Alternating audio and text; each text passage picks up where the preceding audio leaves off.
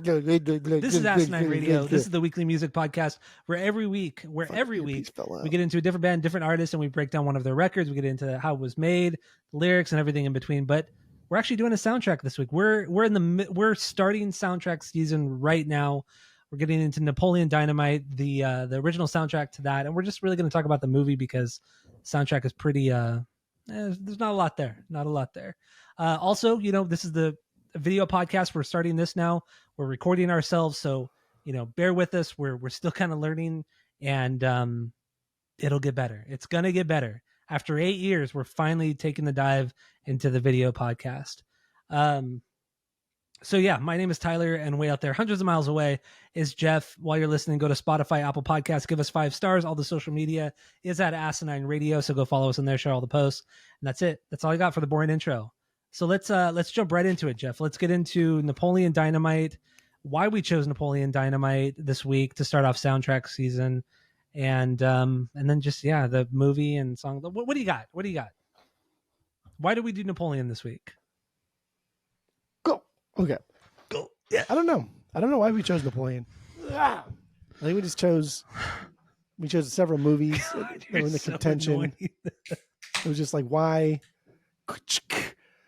Just movies that either had good soundtracks that we could get by talking about constantly, or movies that we know so well, like the back of our hand, that we could talk about for 2 hours. And Napoleon was, it's a funny movie.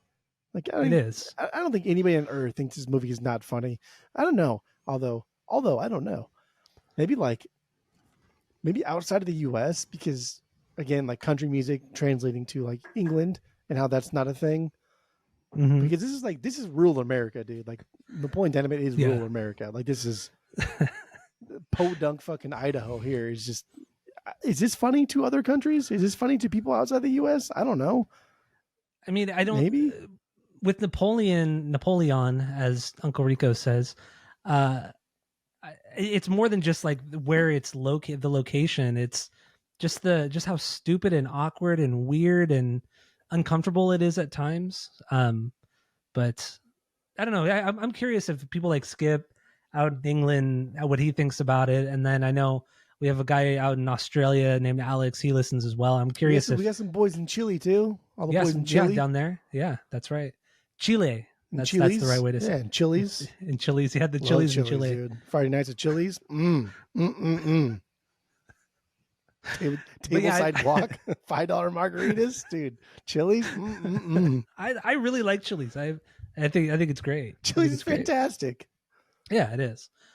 Anyway, yeah. So I'm also curious if Napoleon Dynamite, the movie, was popular outside of the U.S.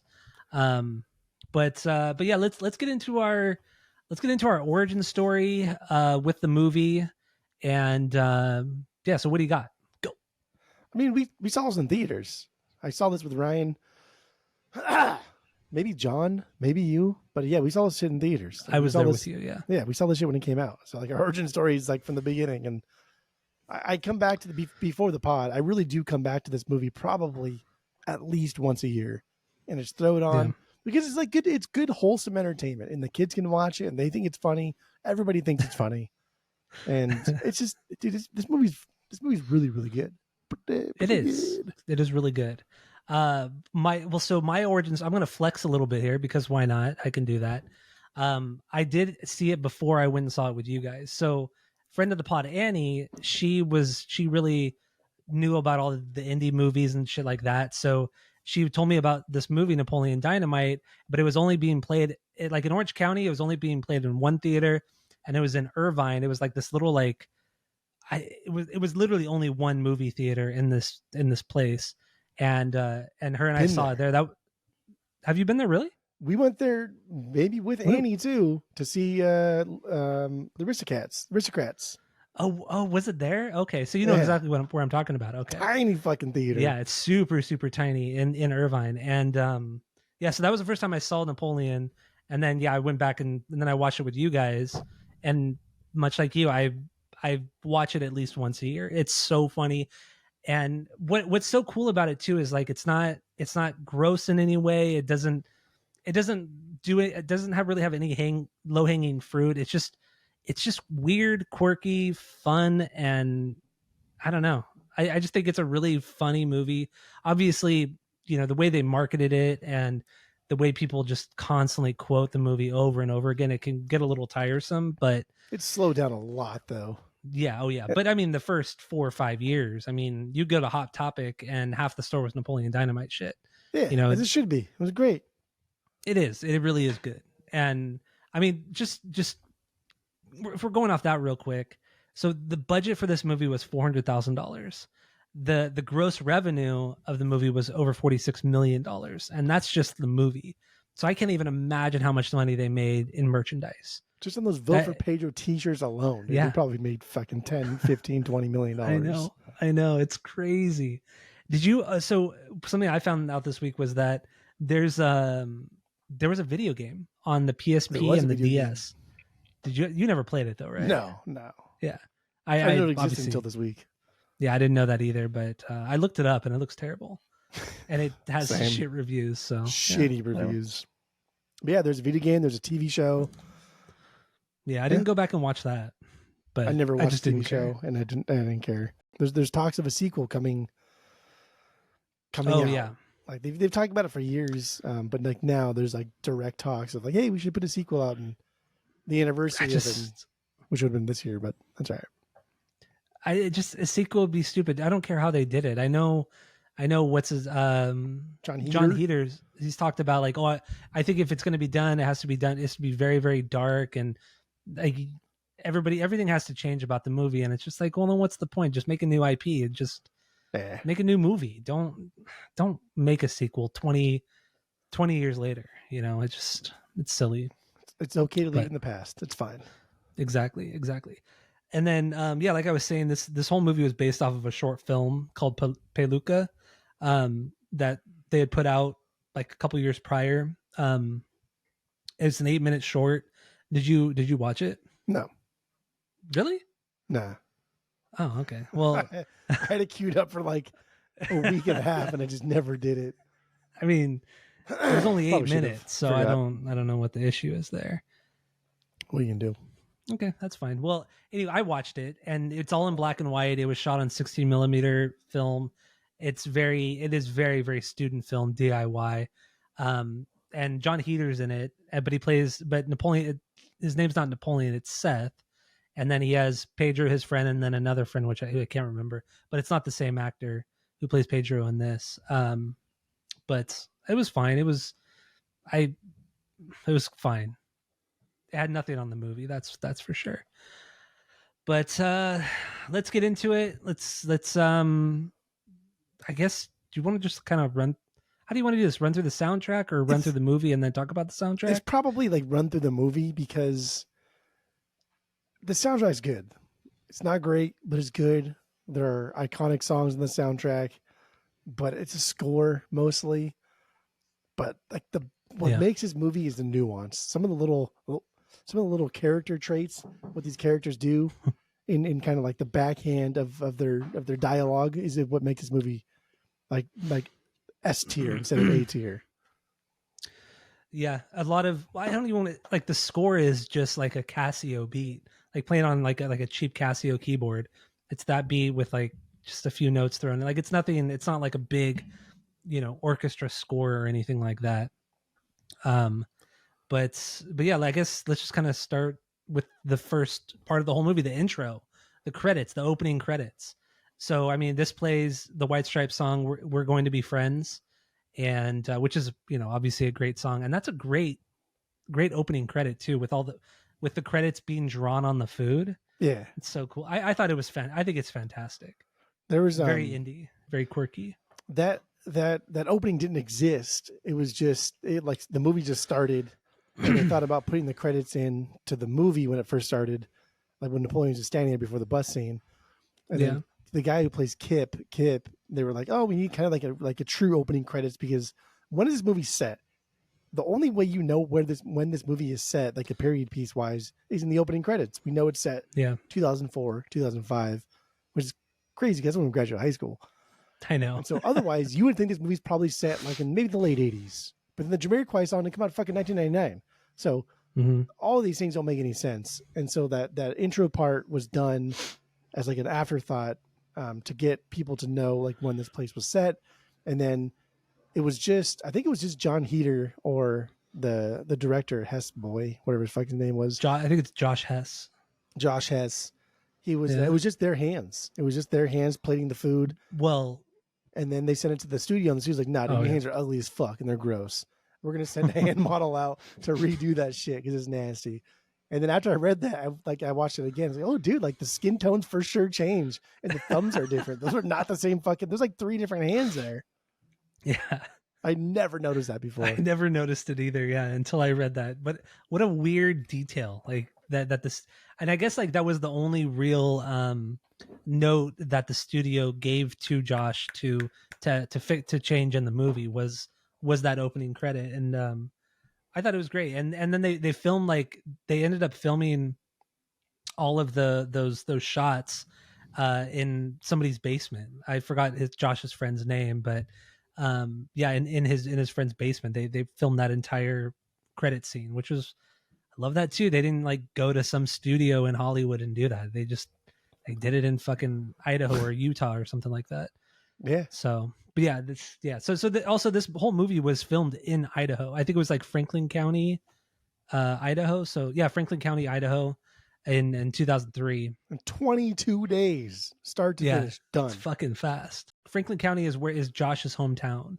So he knew a lot of people there, and most of the people, or a good chunk of the people in the movie, are just locals. They're not even really actors. They're just, he casted them because the budget, and why not? I mean, it gives it more of an authentic feel, small town rural feel, and it totally worked. That's why the credits are fucking. There's 300 people in the credits because they credit everybody in that school, all the extras, 200 people in the credits that are no speaking parts. I know. And speaking of the cast, the girl who played Deb, I didn't realize until this week that it's the same girl from Waterworld, the little girl from Waterworld. Yes, because I kind of looked up everybody's IMDb and their page and everything, and I looked her up, and that was her first movie. She was already a pretty established child actor, and but that's crazy. It's fucking crazy. But now that I think about it, it's absolutely her. She has that very distinct face. It kind of I don't want to say a chubby face, just a thicker face. Yeah. That's crazy. Dude, and crazy. And what's cool too is John Heater, the guy who plays Napoleon, he's just friends with Josh, and he, like I said, he did the short film with him prior to this, and then he hired John to do the movie, and they only paid him $1,000 to star in this movie. Sit. And then after how well received it was, they negotiated a different contract, and he ended up making a lot more. But dude, $1,000, that's crazy.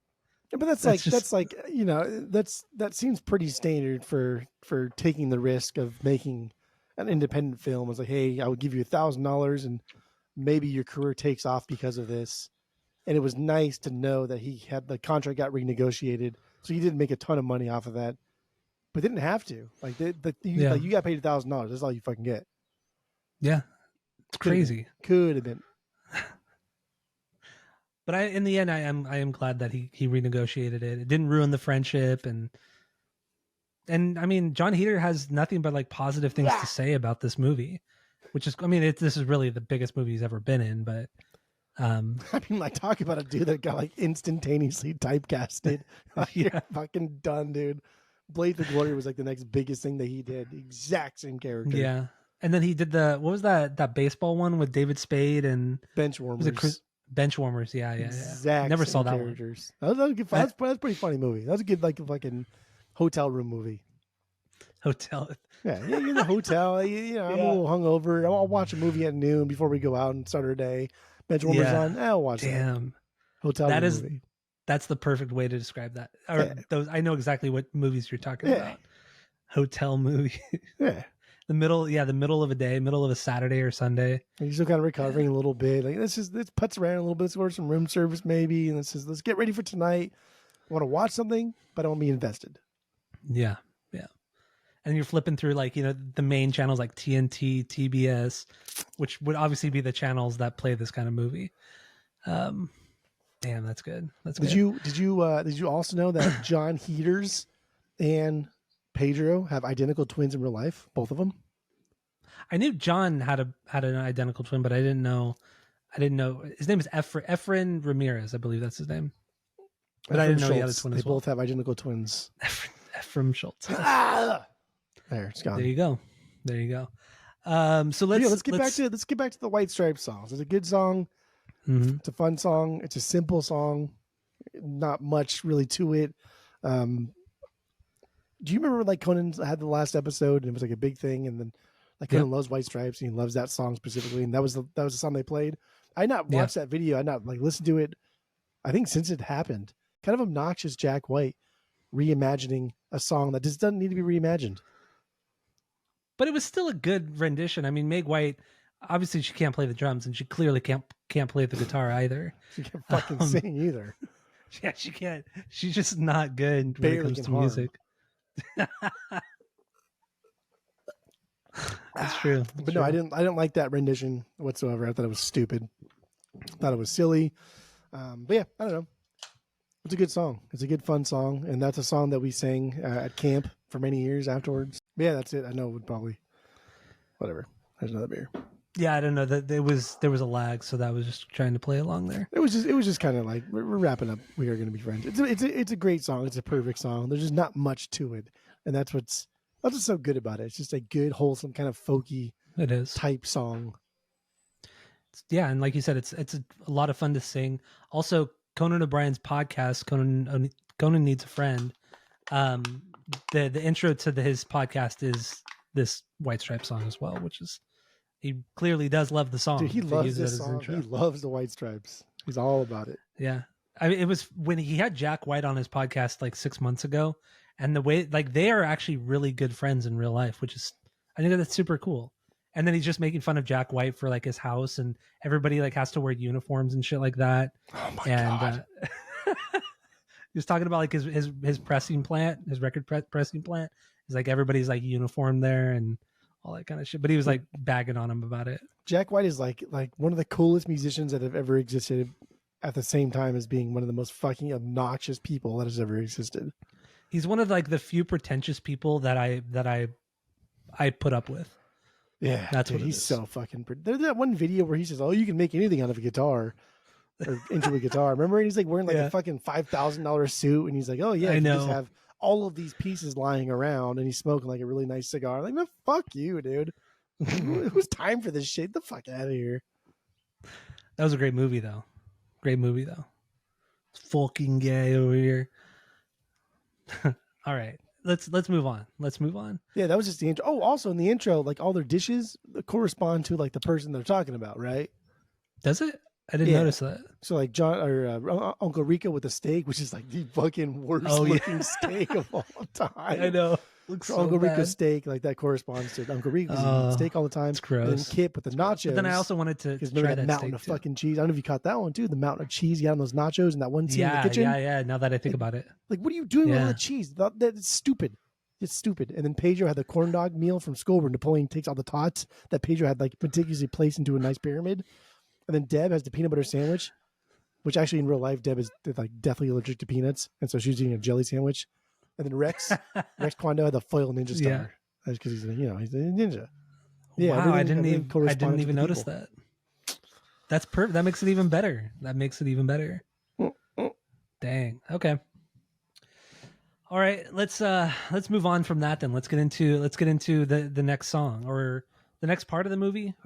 I think maybe we should run through the movie and then usually you run through like the plot and then you go like here this part and this part and then we kind of like, oh, this song's cool. You're right. I do that as well. So yeah, at this point, you know, the credits end. Napoleon gets onto the bus with the other kids, and I've always thought it was funny how all the kids are like 8 years old and he's a grown ass man. He's 26. And, he's 26 years old when they shot this movie. And Pedro was like 32. I know. It's crazy. It's so stupid, but it makes it funnier. And then, he takes the action figure. It's like on the fishing line, throws it out the window. And it's just like, man, dude, when we were 8 years old, that's exactly some shit we would have done. because it makes no sense whatsoever. No. There's no purpose for it. You don't get anything from it. He's not even looking at it, which is exactly what we would have also done because you don't want to get in trouble. And the way he and remember those fucking buses, dude, like to pinch the windows in, to pull the windows down, to pinch those tabs in. Dude, like if the bus wasn't like a new bus, pinching those tabs in, not going to happen. They were stuck in that position forever. Like our little fucking hands. True. You know what I mean? Like, right? Like you could never. Yeah, I know exactly what you're talking about. I take the bus a lot.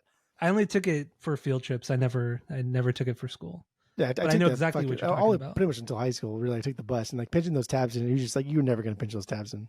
They're stuck there forever.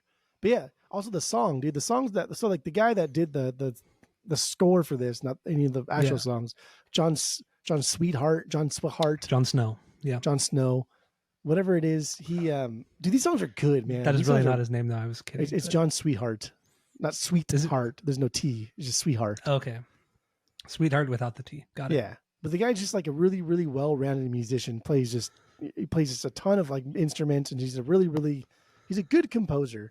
And the songs that play that are not actual songs are all pretty much him, and they're all fucking really, really good. And the first time we hear it is this one. It's a lot of kind of like the beeps and the boops, bing, bing, bing, like very funky, but kind of almost like on a Moog synthesizer going on.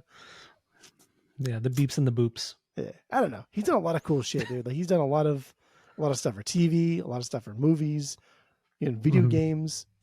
So I want to throw him out there. And I think that style of music fits this movie perfectly because it still has that kind of cheesy 80s sound to it, but it's very kind of bootleg and yeah, it's done. It sounds like it's done on one of those cheap Casio keyboards. It's great. I love it. I really do. He did a lot of work with How I Met Your Mother, so that's all right. I hate that show. That show's not very good. It's overrated. It's stupid. That show, it's not very good. It's not very good. Come on, guy. Come on, guy. That's right. It's not. Anyway, all right. So on the bus, yeah. So he gets to school. At this point, he has to get up in front of the class to talk about some current event or some shit like that. God, school was so dumb. It was so dumb, but we all had to do it. And then he makes up this story about how the Japanese media reported that they put a bomb at the bottom of Lake Loch Ness and tried to blow up Nessie out of the water. It's like. And nobody questions it. The teacher doesn't question it. The kids, nothing. It's just so dumb. Here's why that part is even like better than normal, because that's a silly, like, what the fuck are you talking about, bro? But what makes it even better is that he fucks up the first line. He says they tried to like blast Nessie, and he says like Blessy, and he kind of like stops and he shakes his head and he starts over and says it real. It's like, dude, like this budget was so DIY. This budget was so low that you couldn't even afford retakes. He's like, fuck it, dude. He's got to keep it in. He fucks up in like the first 3 seconds he starts talking. The first 3 seconds he fucks it up. Oh my God, it's so funny. I don't remember what song it was, and I didn't put it in my notes because I'm dumb, but there was one song on the soundtrack that actually ate up half of the entire budget of the movie. Do you remember what it was? It was a Jamiroquai song. Was it Jamiroquai? Oh, yeah. Yes, it was. Yeah, it was, because it was between 3 different songs. Oh, we'll get to that. So yeah, there's the scene in the class where he tells that bullshit story, and then he jumps to he's getting bullied. Napoleon's getting bullied in the hallway at school, and then he calls Kip. He goes to the nurses the office. He calls his brother Kip. So now Kip is introduced, and he's asking to get picked up, and Kip says no because he has to talk to hot babes or some shit like that on the internet. I've been talking to hot babes don't be jealous. I've been talking to hot babes all day. That's what it was. What are you talking? And then he asks, oh, well, at least bring my chapstick. And he says, no, the nurse has chapstick in her office. She has like 5 sticks. Something like that. I know she has like 5 sticks in her drawer. I know. Oh, that scene, that introduction of Kip, I thought was it perfectly like shows what we're going to be expecting from his character. Talking about the hot babes on the internet, just saying the dumbest fucking shit ever, and his voice is just makes it even funnier. He's so soft spoken. We already know like where we're gonna head here. We know that Kip's kind of gonna be like the bitch of the family, right? He's gonna be like this loser, but really like Kip has like the best life of all of them. Like he meets somebody great. He's madly in love, and he has like the best life of everybody. But it is really funny because Napoleon, like, given that Kip is like objectively probably 10 years older than Napoleon, and Napoleon just wants to go home because he's got his fucking ass kicked by that fucking bully in the hallway. Yeah. And then like his lips are all chapped up, and he's asking his like older brother. It's his brother, right? It's his brother. He's asking his older brother for help. His brother's like, "Nah, dude, fuck off." You think you should feel bad for Napoleon, but you feel bad for Kip just because he's such a loser, right? In that little moment. Yeah. Well, I think even at some point in the movie, Uncle Rico says that Kip's 32 years old. 32 years old. Yeah. So that's a fun little fact. 28. He's like 14 years older than Napoleon. If Napoleon's 18. Yeah. So yeah, at this point, it jumps to Pedro. We meet Pedro for the first time. Napoleon, they meet him and Napoleon meet, and then he tells him about his bike, his really cool bike, and then it goes to a sledgehammer. Was that what he calls it? I don't remember now. Is it called the sledgehammer? I don't remember. I don't remember that. Did you? So before we get to the next scene, when the principal's talking to Pedro, and he says his name Sanchez, he says Sanchez. And it's just like, does he really say it like that? The way he says it reminds me of the way you say pinchy or pinchy. I don't say it like that. Pinchy. I don't say it like that. Say it. Say how you say it. Pinche. That's not how you used to say it. I used to say it differently, but now I know how to say it, so I don't say it the wrong way. That always reminds me of the way you used to say pinchy. It was like pinchy. I used to say pinchy. Yeah, I used to say pinchy. So funny. Also in the background too of that one, you see the trophy case behind the principal. And I mean, I'm just like IMDbing facts here, and then I watched it again. I was like, oh yeah, you're right. But in the trophy case behind, you see a second place trophy, and that is supposed to harken back to when Uncle Rico talks about how he got put in starting in the fourth quarter, they would have won state instead of getting second place. So that second place trophy is because of Uncle Rico. Dang, that's a good little Easter egg or little find there. That's a deep cut, dude. That's really good. But also, like, the way the principal was talking to Pedro, a little condescending, right? A little fucking like, you definitely speak English? It's for sure racist. Yeah. For sure racist. Yeah. Funny, I guess. Is that funny? That's funny. It's funny. Well, I mean, we only laugh out of, being uncomfortable. That's why people laugh. So they meet, they're talking about Pedro's bike, and then it goes to the scene where, they built this little shitty ramp in front of Pedro's house, and then Pedro jumps the ramp, and that's fine. And then Napoleon comes up comes in really hot, and then the whole ramp just breaks, and he just like lands right on his crotch. And it's dumb slapstick, but it really worked. It was really fucking funny. So now I can draw diagrams and pictures. Yeah, you can. So that's exactly what you're doing. I am. Did you notice the reason why the ramp broke is because the ramp is like this, and when Pedro jumps it, there's a cinder block right there. I can't believe you just drew this right now. and when Napoleon jumps it, that cinder block is missing, and the cinder block is moved there. And so when you're hitting the ramp coming this way on a bicycle, 150-pound kid with a bicycle, this is buckled. It breaks, yeah. But when Pedro jumped, so they moved it. It's like somebody moved it before Napoleon jumped. So somebody sabotaged Napoleon. That's what I'm saying. Pedro secretly did that. Somebody did. So yeah, we get to that part, and then it immediately jumps back to Napoleon and Kip's house, or the grandma's house, and they're fighting. They has them in a headlock, and they're just brothers fighting each other.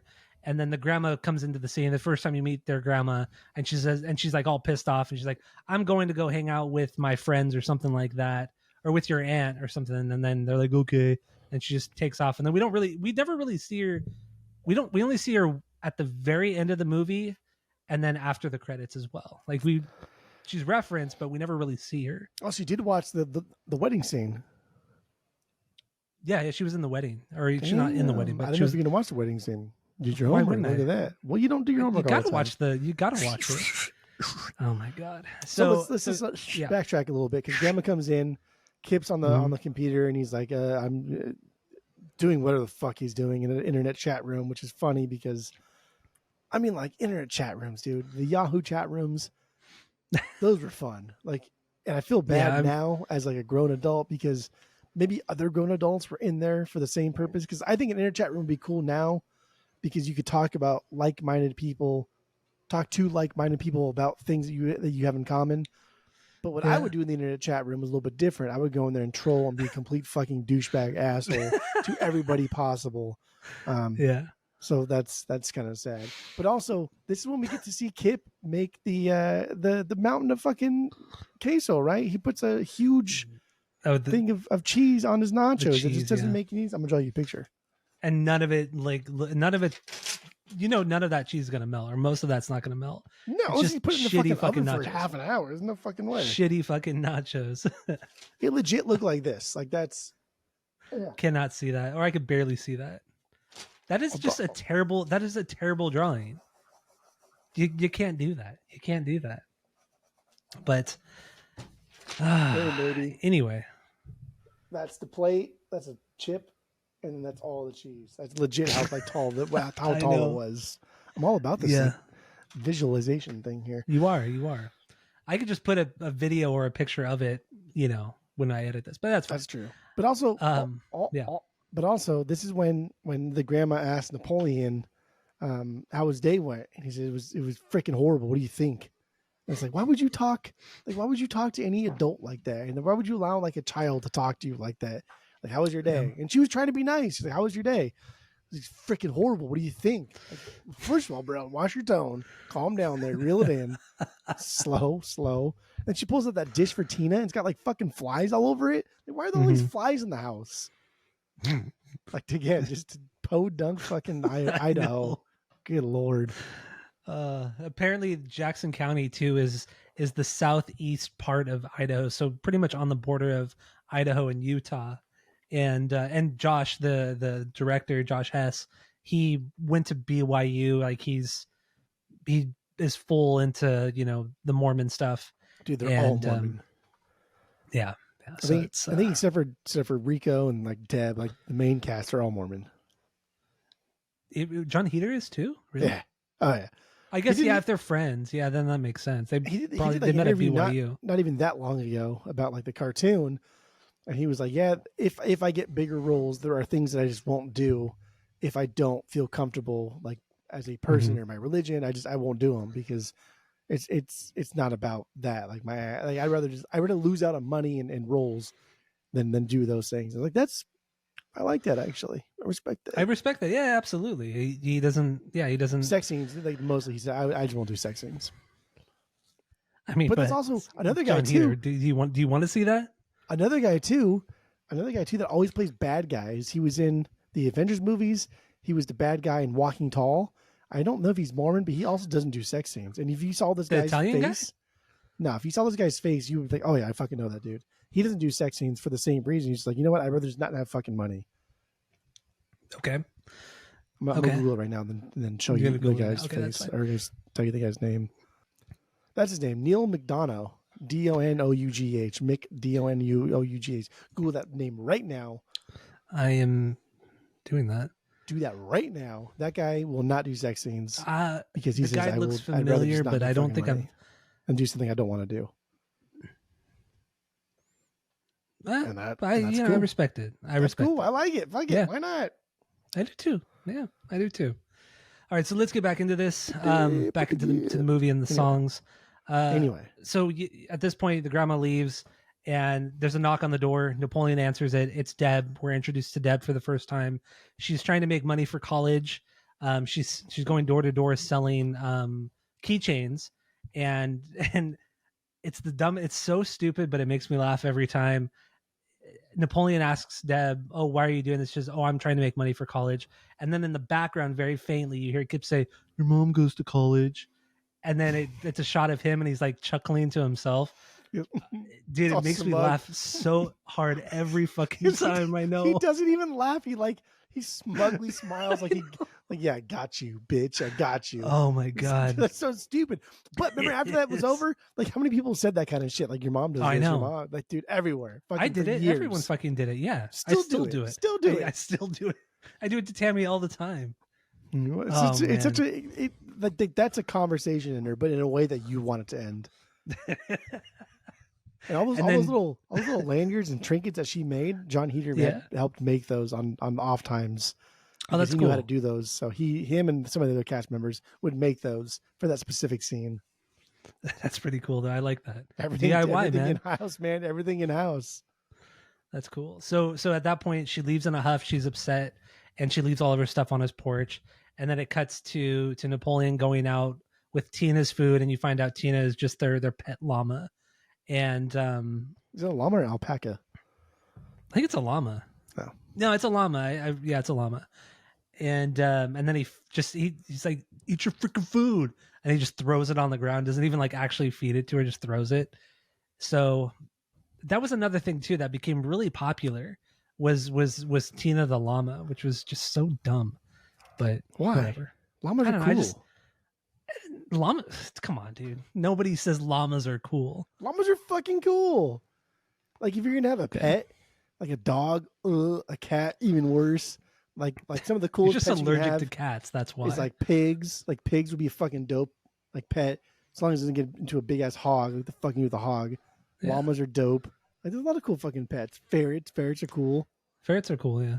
All right. So at this point, okay. So it cuts from feeding Tina, and now Kip needs a ride into town to go to some mysterious place. So then it goes to Napoleon's riding his bike, Skip's on rollerblades and being pulled by Napoleon, which is so fucking funny. And it's so childish. Like it's seriously something that we would have done when we were kids, you know? Yeah. Maybe even as grown-up adults too. So that's good. And then they end up going to this dojo this guy Rex Kwon Do owns, and it's the guy from the Drew Carey show. I don't remember his name right now. Diedrich Bader.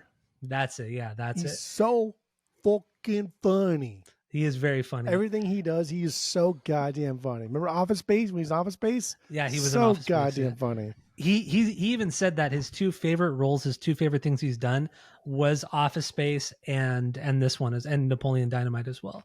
His two favorite roles. Sense.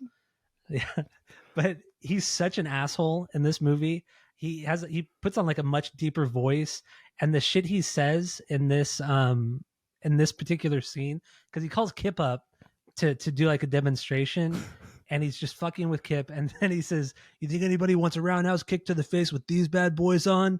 He's wearing American flag parachute pants. Yeah, it's so good. And he says, like, do you think I got anywhere in life dressed like Peter Pan over here?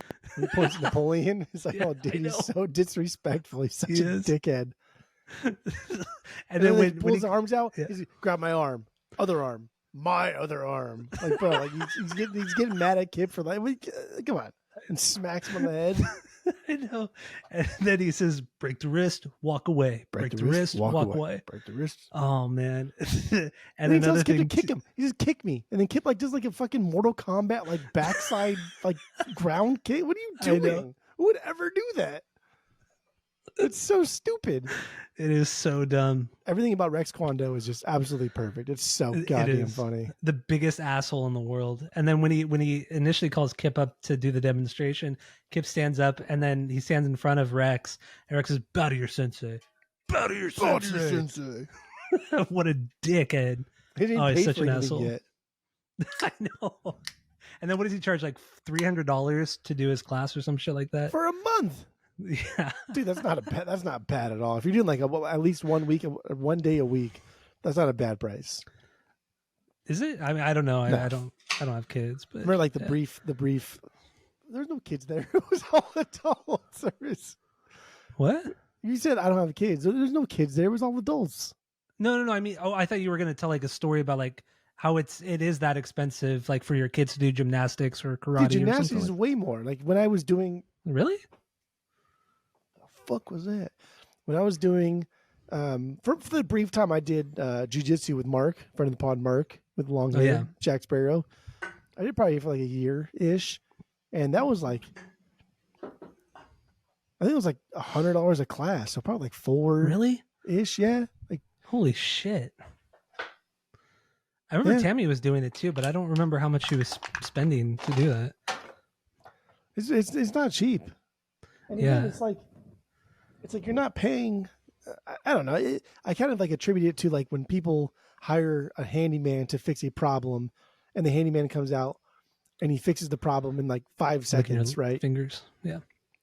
Because I have limes in my fingers. Okay, but don't call me lime fingers.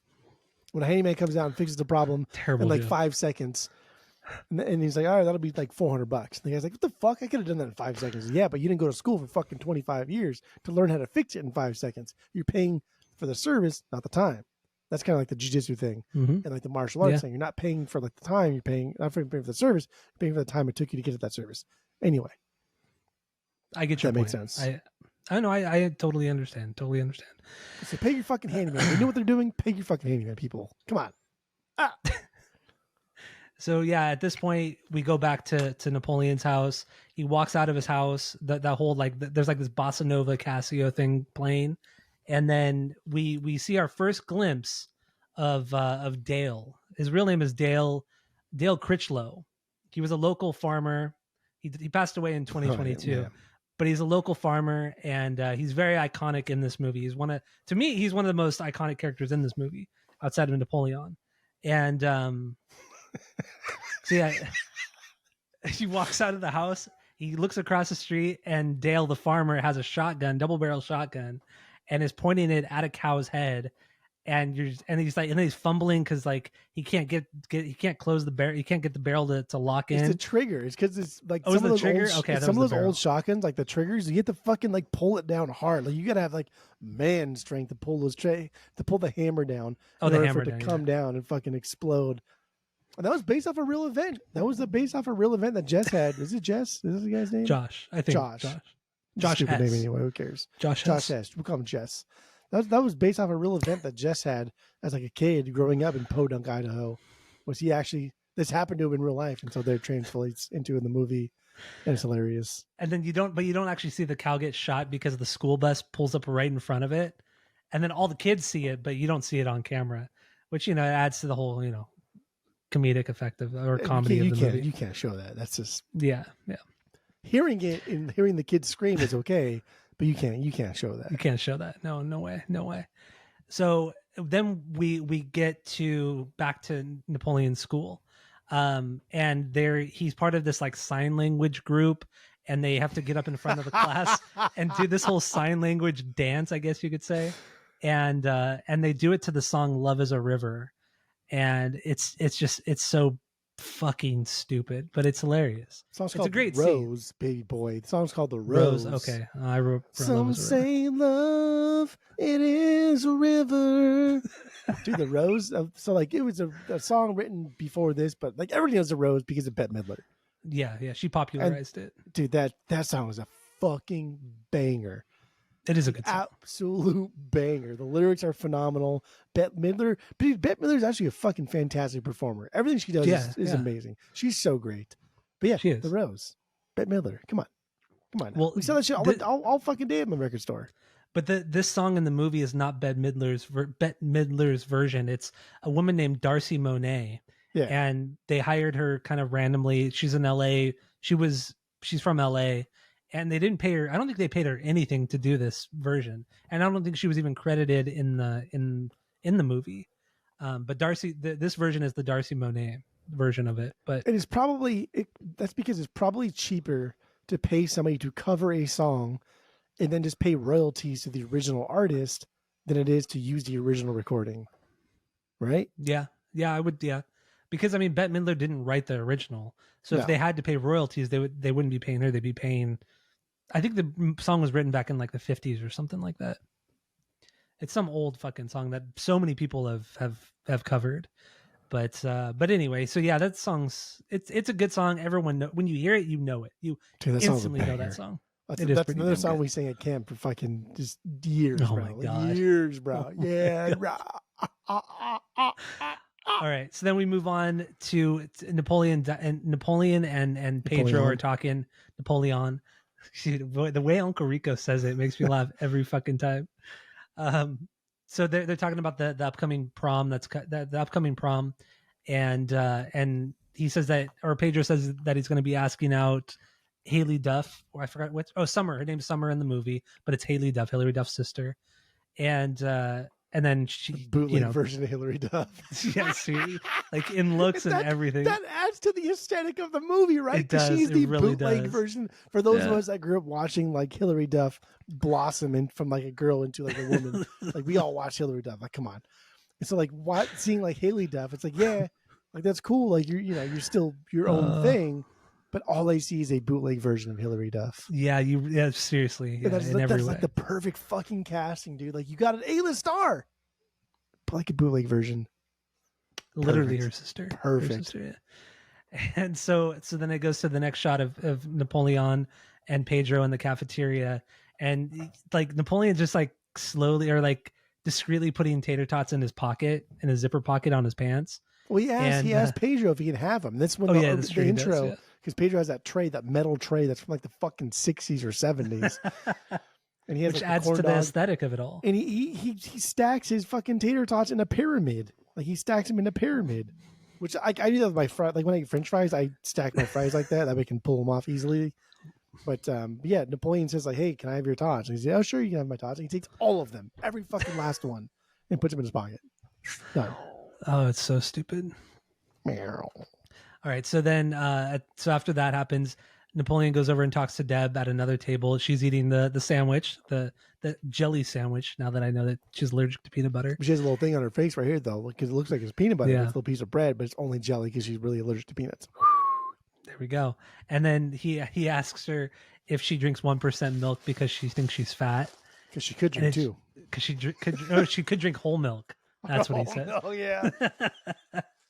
That's a pickup line, dude. God damn, it's so awkward, but it's so high school. It's so like young, dumb kid thing to say. What the fuck would you say that? Oh, it's so stupid. But then we go to, it immediately cuts to the sand dunes, and you see their grandma riding on an ATV, going up over the dune, flying through the air, and then that's it. It then cuts again to a brand new character, Uncle Rico. And Uncle Rico, Lyle. He's Lyle. Yeah, his real name is Lyle. And he's in the middle of nowhere. Has a camera set up next to his van, and he's throwing footballs at the camera. And it's just what an introduction to this dumbass character. And then he gets the call, that he has to go watch Napoleon and Kip, even though Kip is 32 years old. Why?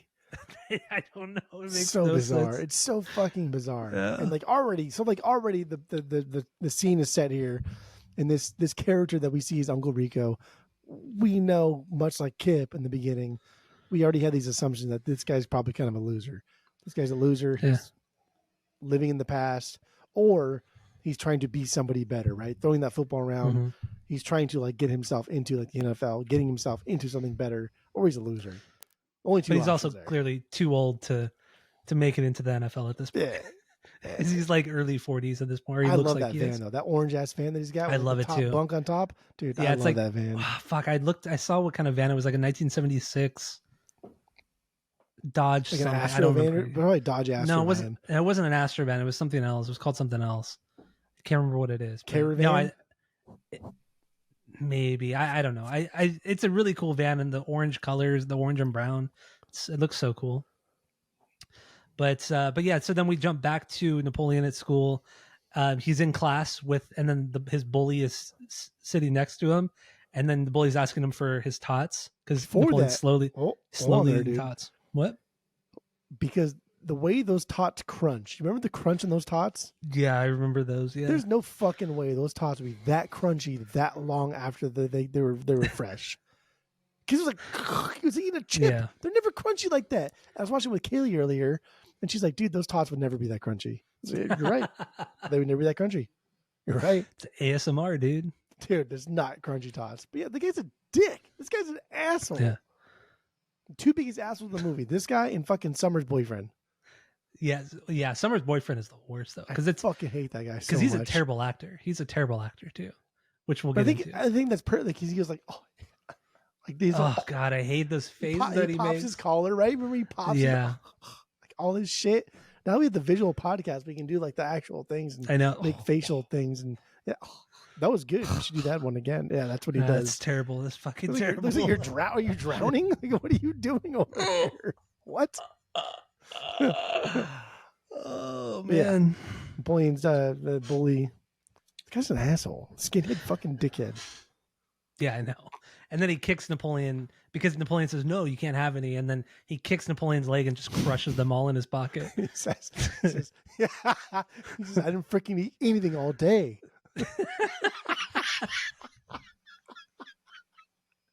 But he was sitting across from Pedro eating lunch, and he just didn't eat his lunch because he was really worried about like Deb. So like, I didn't fucking eat anything all day. Oh man! And again, like the whole like high school also Mormon thing too, like not cussing, the freaking and things like that. Yeah. That's all. That's funny.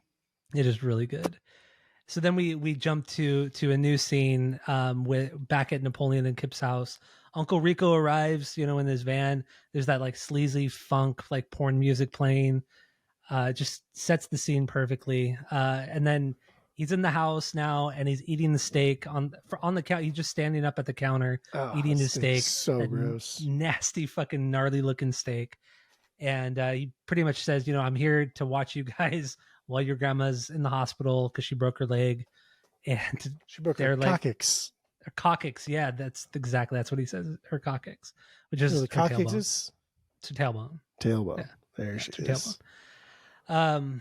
And then at that point, then they go to the living room, and he's like, "You guys want to watch a video?" And he throws in this VHS tape, and it's just of him throwing the football at the camera, and he's just so proud of himself. And he's going like, then Napoleon gets up and leaves, and then weirdly Uncle Rico like grabs Kip's knee, and then they both get weirded out, and then like they go on opposite sides of the couch. Napoleon says, he says, this is probably like the worst video ever made. And then Kip says, Napoleon, how could anybody even know that?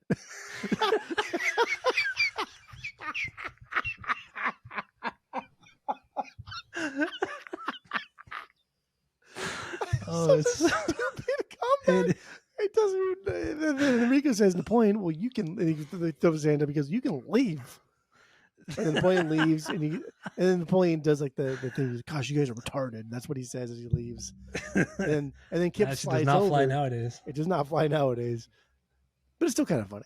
And then Kip slides over, and then that's when Rico's like, "Oh, damn, bro!" Then he puts his hand on his knee, and they both look at each other real quick, and they go, "Oh, oh man, that's good. You can leave. It is good." Uncle Rico he's my favorite character in this whole movie too. Dude, Uncle Rico's so fucking funny. Everything he does is so goddamn funny. Yeah, he's so uncomfortable. And then when the video when he's throwing the football, or anytime he's throwing the football, he throws it like such a bitch too. Like he never throws it good. No, he throws like a guy. He throws like an actor who probably has never really thrown a football in his life, and they're telling him to throw any ball at any, like even like a baseball. You don't throw a baseball like that. It's just like so he like sidearms it, and it's all fucking weird. It's bad. It's terrible. Yeah, it's so bitch. Pretty good. It's so bitch, but that makes it even funnier. It makes it so much funnier that it's such a bitch throw. Oh man! And then we jump to a diner, which we visit in the future as well. But it's just Kip and Uncle Rico, and they're talking about their relationships and like how they can be making money. So this is just like good world building, because it's very kind of intimate, and now we're learning way more about the characters and what their intentions are for the rest of the movie. So like I mean, a minute and a half tops. Yeah, but there's so much that happened. There's so much that's explained. Like you're right. It's great world building. So that's really why I want to talk about it, because there's nothing really funny here. It's just good writing. This is like somebody that took the time to say, we need a scene like this. How can I put as much information into this as possible without making it seem like I'm putting as much information as possible? And it worked. Good writing. It really, really worked. Yeah, absolutely. And then we jump back to the school, or not to the school. It's Pedro, and he's going to ask Summer going to ask Summer to prom. But he uses a cake, and he just writes, "Will you go?" He says, what does he say? because still like the English Spanish barrier is not intact there with Pedro in the movie. He says, "I'm going to build her a cake." That's what he says. Does he say that really? And that shit just, dude, that fucking gets me every time. I think I'll build her a cake. It's like, dude, it's so you good. kind of did it so fucking good. You kind of did it in the accent too, which I'm surprised we haven't done more of the accents or the impressions. I think I'll build her a cake. Not really. Not really. It's all like the nasally kind of like, I think I'll build her a cake. That's so funny. Deadpan. You build so a cake, straight. Bro. But again, that's like the language barrier. That's the translation thing. Great writing. That's pretty good. Dude. Or good acting. Both. So we have that part. There's that like bossa nova kind of Casio music playing, which is pretty cool too. And then it jumps to the next scene. I didn't realize until this week how quickly this movie jumps around. Like these scenes are a minute long, 2 minutes long. Oh yeah. And then it jumps to something completely different, but it still flows incredibly well. So we get to Kip and Uncle Rico on the porch on the grandma's porch eating steaks, but Kip is having a difficult time, cutting the steak. He's weak. He's skinny. And then you see and then you see Napoleon and Pedro coming up on a bike, and then Uncle Rico sees it. Yeah, on the pigs. And then Uncle Rico sees them coming up, and then he takes Kip's steak and then throws it, but like bitch throws it. Like he's throwing he's trying to skip a rock on water on the lake. That's what it's like. Sidearms it. He does. Yeah, he sidearms it like he's trying to skip a rock. So then he throws it at Napoleon. No way. And then it just nails him right in the face, knocks him off the bike.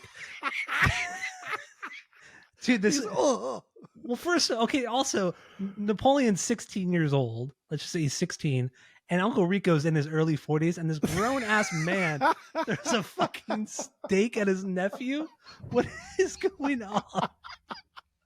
Dude, that's like next level bullying.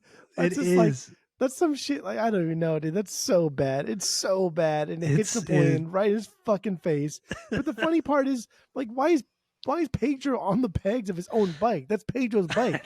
It is Pedro's bike. I didn't even realize that. On the pegs of his own fucking bike. And then, so like the thing hits Napoleon. Also, that shot took 4 takes. Only 4 takes until it took Uncle Rico to actually hit him in the face. And then. Because the actor John Grease doesn't eat red meat, not a vegetarian, just doesn't eat red meat.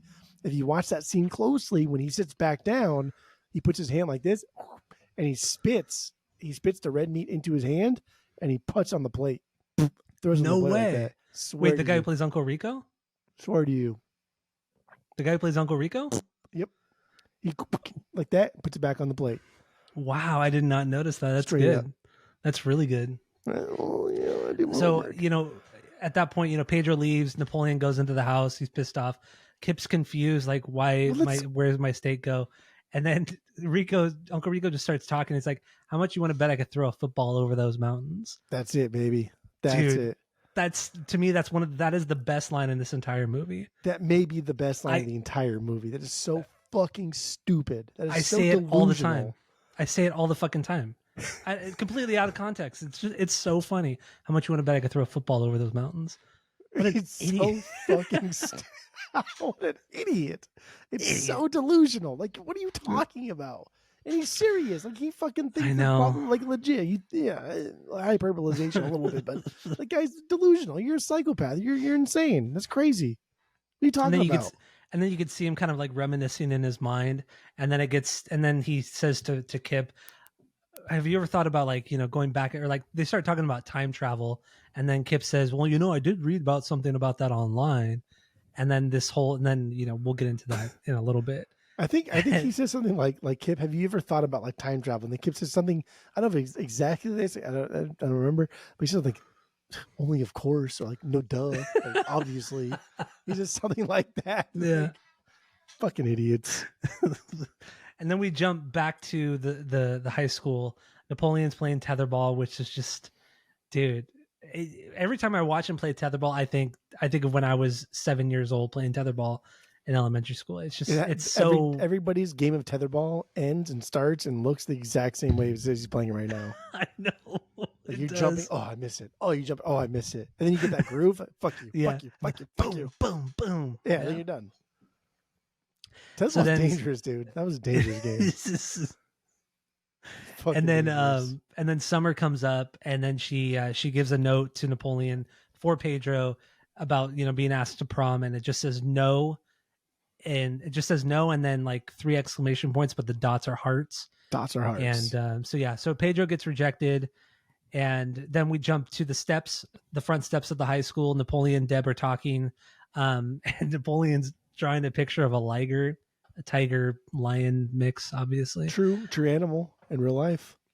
It is. And it's a terrible drawing, but that comes into play later in the movie too. So once again, good writing. We're kind of building things here. We're building, his skills, his drawing skills, bow staff skills, nunchuck skills, computer hacking skills. Did you know all the pictures, all the drawings in the movie were done by John Heater, except for the unicorn in the very beginning.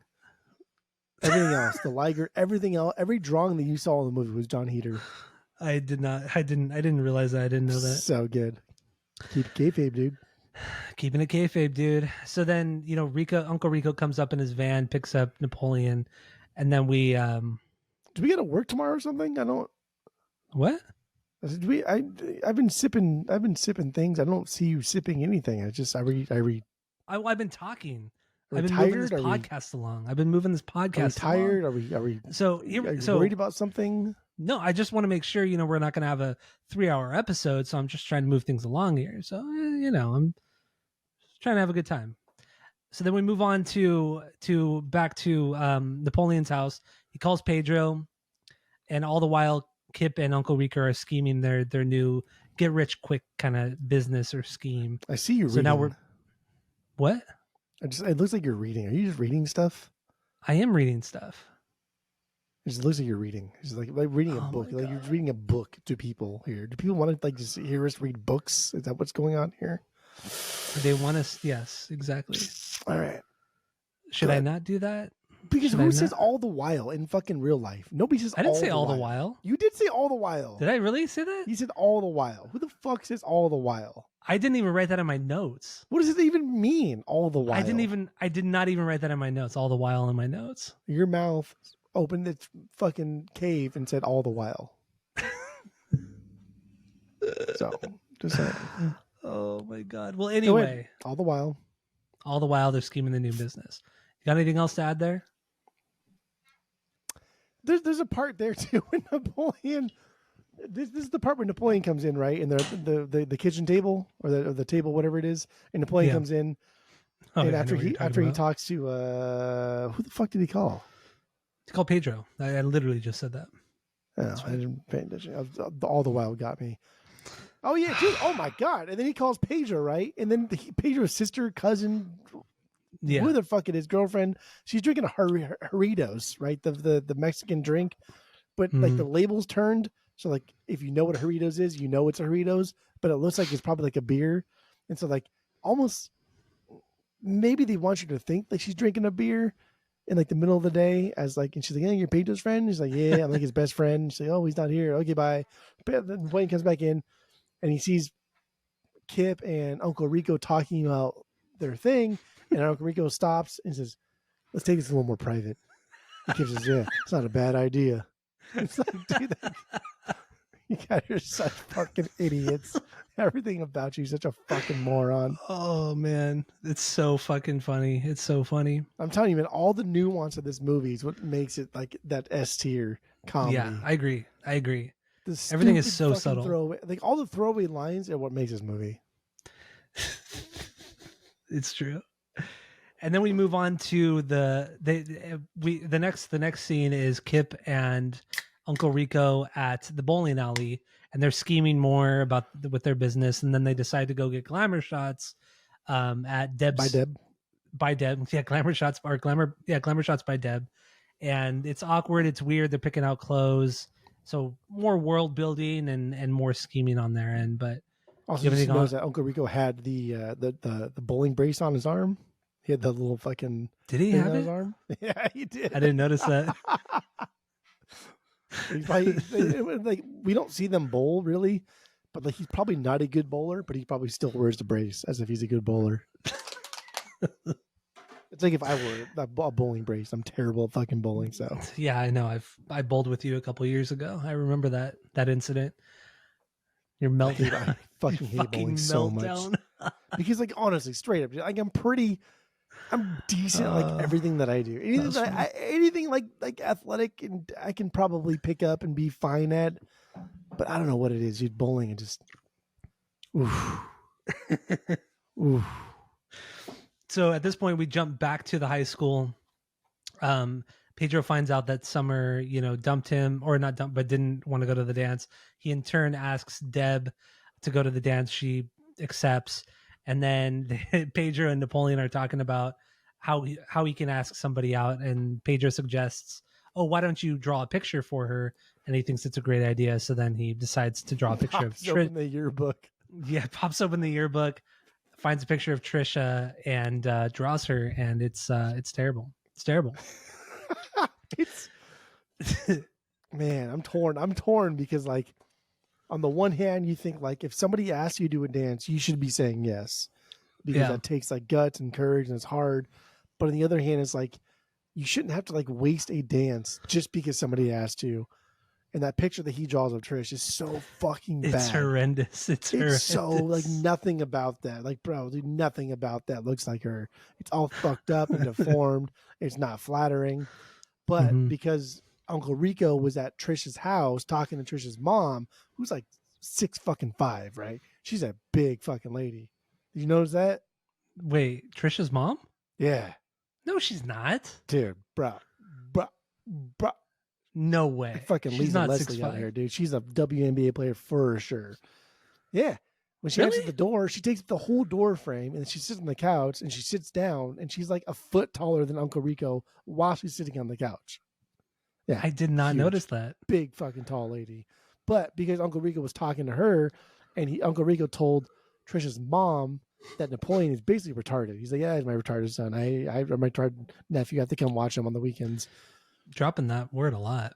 I think that's what he says. Yeah, he does say that. I know. That's what he says. And because he wants to make the sale. Because he wants to like sell those Tupperwares, those Tupperwares. And the other guy, do you remember the guy trying to break the Tupperwares? And he couldn't.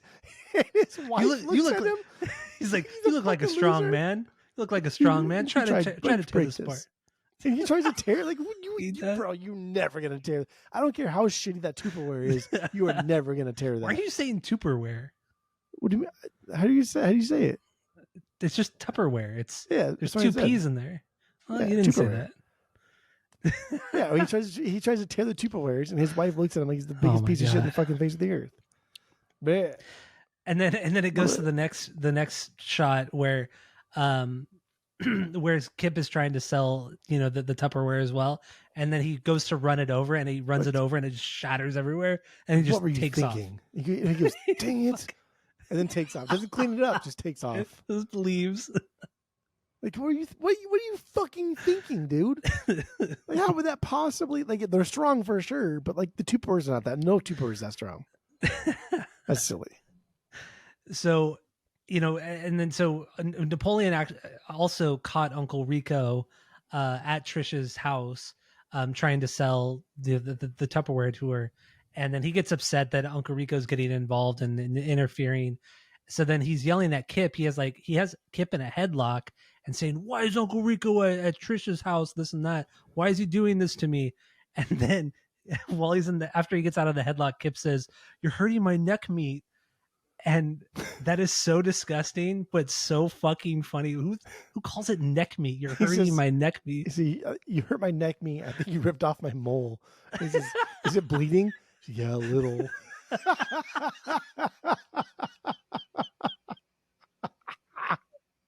Yeah, a little. Oh man. So let's get into instantaneously. They both knew they fucked up, and they're wrong there. So let's get into the chicken farm scene, which is just, oh man, it's something else. It is something else. It's so funny, and this is the main scene where we see Dale Critchlow, the guy who played the chicken farmer, and he has it's hard to understand what he's saying. And did you read more about this guy Dale? A little bit. So a little bit. He's a native to Utah actually, but he spent most of his life in Idaho with his wife, and he was like an electrician, but he was also a farmer. And I guess like in the early 80s, he got into a tractor accident that almost killed him. And the reason why he talks that way is because he had to relearn how to talk, how to walk, and how to swallow. So he got really, really fucked up from this tractor accident, but that's why he spoke the way he did. His face got all fucked up. Yeah. So, and you could see it, but it adds to like the whole, the comedy of the whole movie is just kind of how, I don't want to say how fucked up he looks, but it just adds to the how rural that entire area is. Franklin County is. They use his fucked up looks as like the butt of jokes. Mm-hmm. They did, for sure. Yeah. The dude lived to be like 95. Like he had a good life. Like I said, he died in 2022. I read his obituary. That's how I found out about this. His obituary went over like everything. Oh wow. And but yeah, apparently he was like a really, really nice guy. And he, anytime like people would come through town and would run into him, he would take pictures with them and he would talk with them and tell jokes. And apparently he was extremely nice. And he loved the little bit of fame that he got. And he was like the local town hero since Napoleon Dynamite came out. So reading more about him, I like him so much more now. But yeah, the chicken farm, dude, when he first starts talking, he just ran like the you know what he says when the first time he speaks? I found an arrow. I found an arrowhead over in that field over there. A fucking arrowhead. That's all I got was arrowhead. Like basically I found an arrowhead in the grass out there. And then so yeah, they're doing shit on the chicken farm, and then the guy says, "Oh, here's lunch for you." It's literally hard boiled eggs, egg sandwiches, and orange juice. And he cracks an egg in the orange juice. Napoleon almost throws up, and it looks so. They're all eating the food, and it all looks so disgusting. And then it goes over to the other farmer, and he's like, "Well, I forgot my checkbook. Do you mind if I pay you in change?" And then it goes to Napoleon counting change back at his house, and he made like $6. So here's a couple things. One, there we go. Is that orange juice with an egg in it, or is that just pure fucking eggs? Oh, it's got to be orange juice. It's not sure? Eggs. Yeah, it's not eggs. It's orange juice with an egg cracked in it. Thick because when the egg drops, he sticks the thing and he stirs it up. Yeah, he does. That makes me believe that it's just pure fucking yolk because, dude, look behind you. It's just all eggs. It's chickens. Everything's eggs, yeah. And the second thing I didn't even think about that. And the second thing was all he does is he pats his chest. He goes, "Can't find my checkbook." Like, bro, you didn't fucking look. You didn't check your back pocket, your side pocket. You didn't check anything else. All you did was check your chest. Can't find my checkbook. Like, you fucking kidding me? And he pays him $6 for 6 hours of work.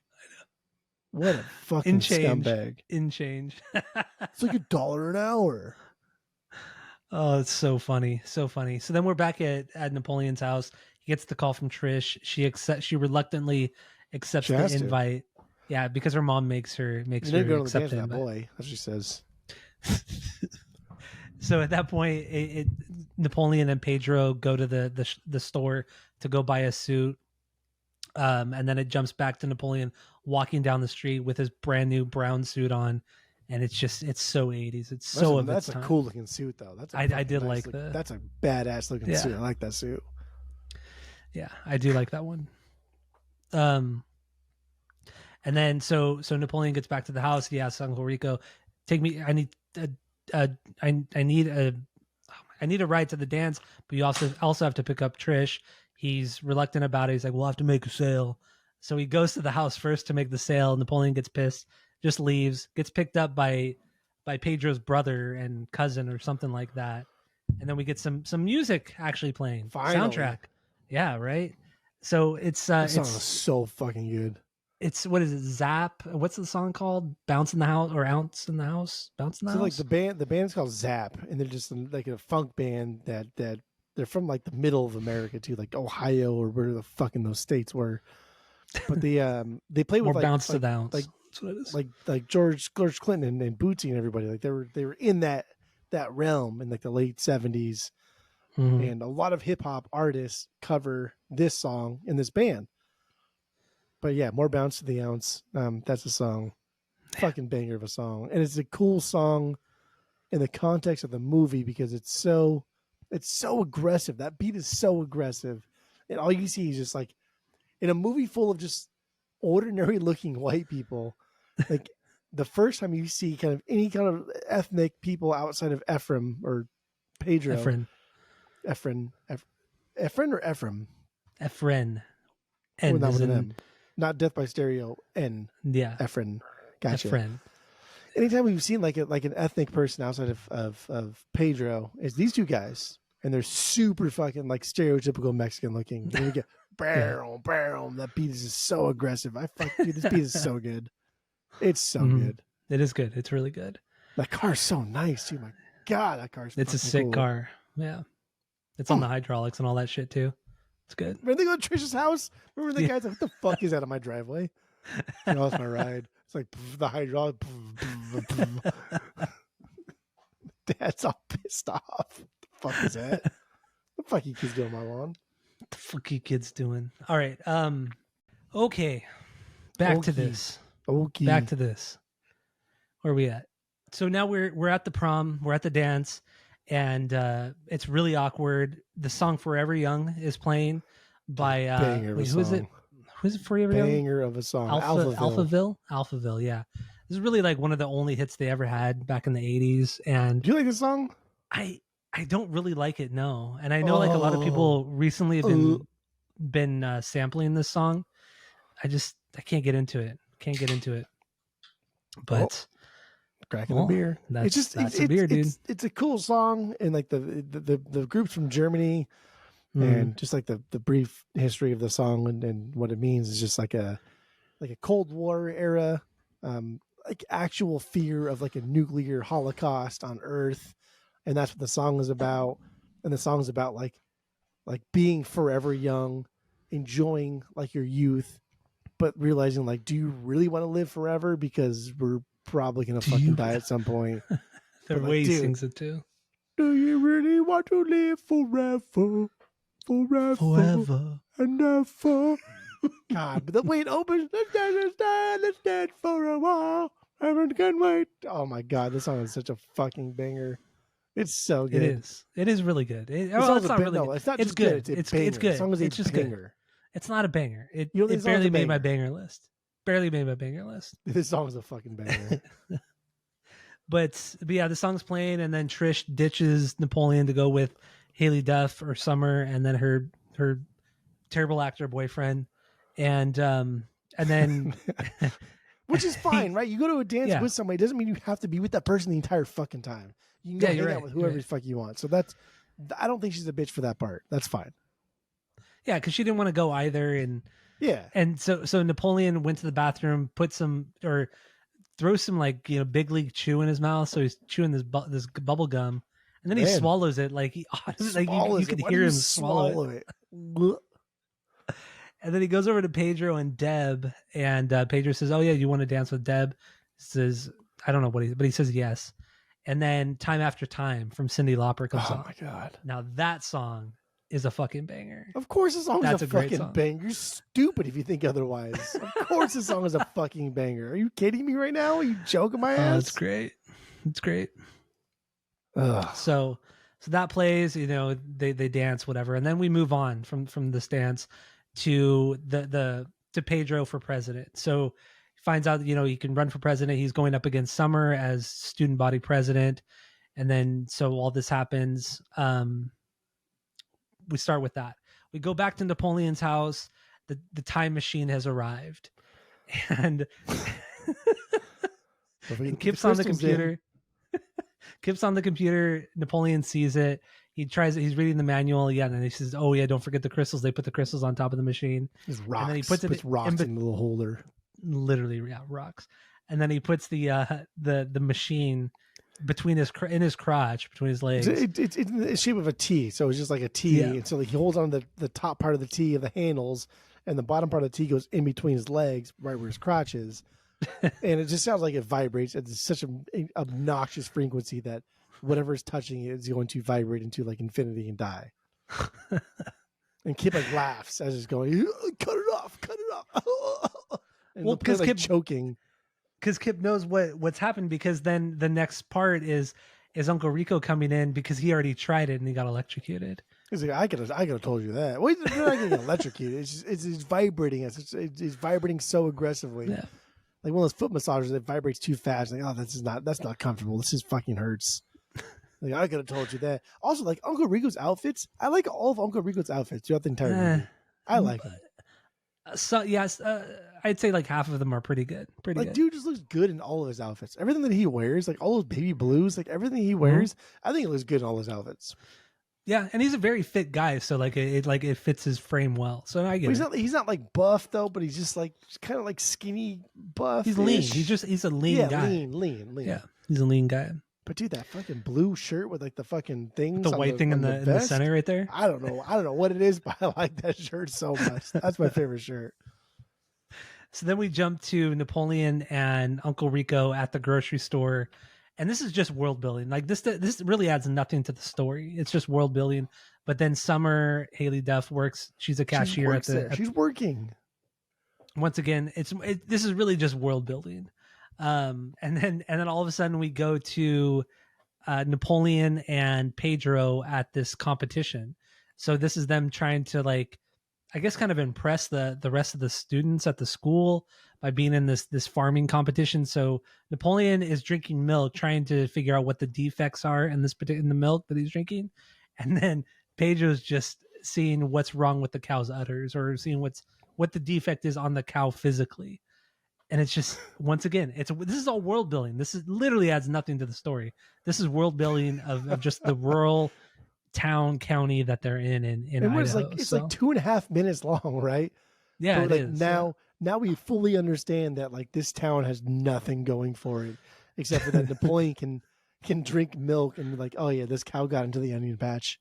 Like, really? That's it? Like that's your fucking claim to fame? Like that's what you're gonna go to college for? Like that's it? And then Pedro's like, oh yeah, that little fucking nodule right there. That was a little bit shorter than the other ones. Like anybody could have seen that. Like it was obvious. So then we jump back to the school. This is where Pedro finds out that he's running up against Summer, and he gets really nervous. He gets really hot, and he has to go home. So he leaves. Then we jump back to the diner with Kip and Uncle Rico. They're just, once again, this is just world building, and they're just talking about what their business plan is. And then LaFonda is brought up. Kip's online girlfriend LaFonda's brought up, and how she's coming to town from Detroit, and they're going to meet for the first time, and how he's kind of nervous. So yeah, once again, just good world building there. Nothing really funny. And then we jump to Pedro's house. Napoleon's there. He goes to Pedro's house, finds out that Pedro shaved his head. He asks why. He's like, well, I got really hot, and I thought it was, because my hair made my head hot. So he shaved his head, and it's just so stupid. But it didn't do nothing. That's what he says. Like, he does say it just like that. That line just like makes him sound just so stupid, so hillbilly and unintelligent. Like, that was really hot. I thought it was my hair, so I shaved it off. But it didn't do nothing. Why the fuck would that? Are you stupid? Why would that do anything? I know. Oy. So then they meet up with Deb. They end up getting Pedro a wig, and this is actually a throwback to the short film Peluca, because that's really the story in that short film, is that they're going to go shop for a wig for Pedro. So you have that, and then it jumps back to the school, and now they're campaigning for Pedro for president.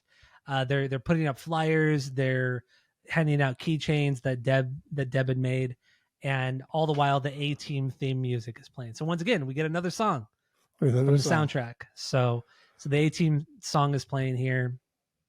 And it's like a throwaway song though, because like we didn't grow up watching the A-Team. I don't care about the A-Team. I know about the A-Team. I know like the main points and the characters and the big plot points, I guess, of the A-Team. But like I don't really care about the A-Team.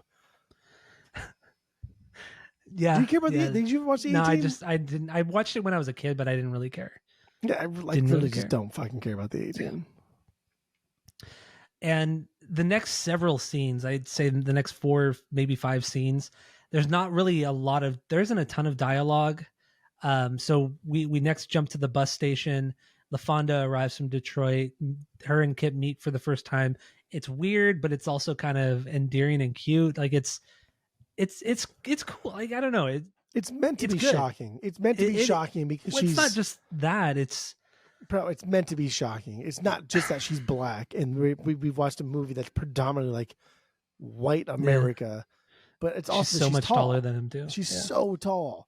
So like this is meant to be shocking that like love knows no bounds.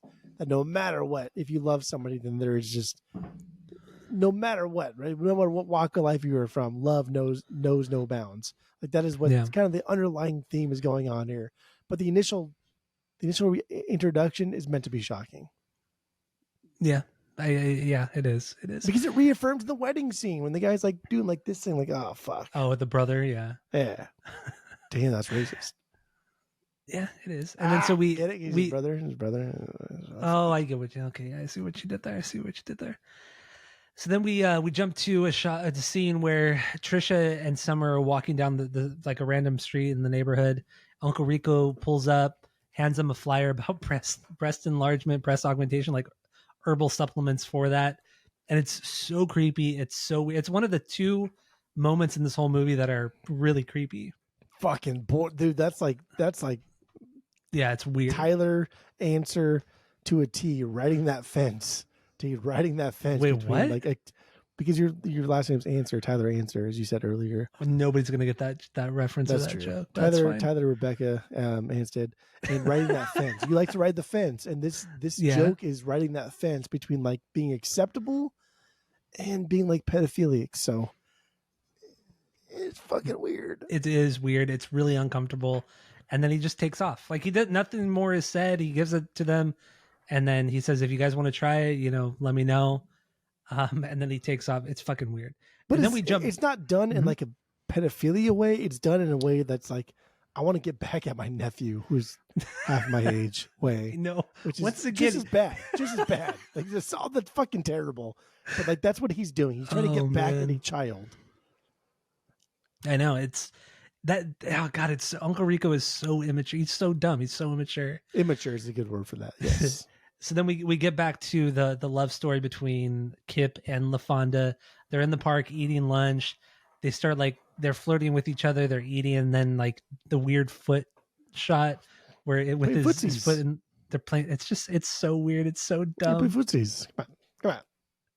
And then we jump back to Uncle Rico, just driving, no music, just he's driving. All of a sudden, so good. A grapefruit just hits his windshield. He pulls over. It was. He screams. He shrieks. Yes. He shrieks. He pulls over. It was Napoleon. Threw a grapefruit, and he starts chasing him. It's super uncomfortable, super awkward. And then there's that kind of wide shot of Napoleon and Rico, and he's like about to throw another grapefruit at Rico, Uncle Rico. Yeah, Mexican he's like putting his leg up. standoff. He's putting like his leg up like a little bitch. He does put his leg up. Oh my God. The meat part of his thigh is gonna like block from what? From what? Once again, it's the little things that just make the scene so much funnier. But that's a natural reaction when he throws anything. Your natural reaction is to like cover yourself, right? Like make the bulk of your body smaller. That's what he's doing there. It actually reminds me of that one time when we were all playing baseball with Ryan. When we were all playing baseball, and then that pop fly went up, and Ryan, instead of trying to catch the ball, he put his backside out just like Uncle Rico did, and the ball hit him right in the fucking ass. Remember that shit? Why you? That's what it reminds me of. That boy. But so yeah, after he throws the grapefruit. They get in like this wrestling match, the two of them, and then Napoleon ends up like kicking him in the nuts. He runs, he hops the chain link fence, and then just like drops to the ground. Plummets. I mean, that was so natural. It was all real, and that shit, that hurt. these are all single takes. Like there was no editings or dubs. These are single takes. Very little. They had no fucking money.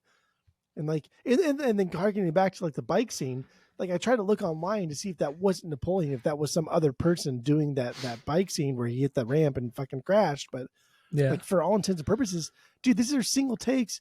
And Napoleon and John Heater had to fucking knowingly hit that ramp, knowing that he's gonna get fucked up, and did it anyway, right? Yeah, I know. I paid $1,000 for it. That's wild. Like, hey, jump that fence and fall on your fucking ass. Here's $1,000. Like, no way. I know. No. I know. So then, he runs off, and that's it for that scene. We jump back to the high school. There's a piñata that looks of a girl, blonde girl, and it's supposed to be summer. And Pedro had set up this piñata, and people were hitting it, and then he ends up getting in trouble for that. So he talks to the principal, and Pedro he's like, I don't know what you guys do down in Juarez, but here in Idaho, we don't do that kind of thing. It's just, once again, just kind of subtly racist and not cool. And Pedro is so confused as to why it's wrong. He is an asshole. Pedro's just so confused as to why it's bad. He even like mentions it to Napoleon later on too. And then we also have the scene where Napoleon's at the thrift store, and you get the shot of like those old ass Mac computers from the 80s and shit like that, so outdated. And he finds a VHS of Dequan's like dance video or some shit like that, and he buys it, and then he goes home, learns the dances, which we'll get into very soon. We're almost done here. At this point, we go back to the house. He's been dancing. He comes out of the room. Another thing that I think is iconic, because I've always referenced it, but he goes to the refrigerator, pulls out the Gatorade, and the way he drinks the Gatorade, like straight up whips it up real quick. Yeah.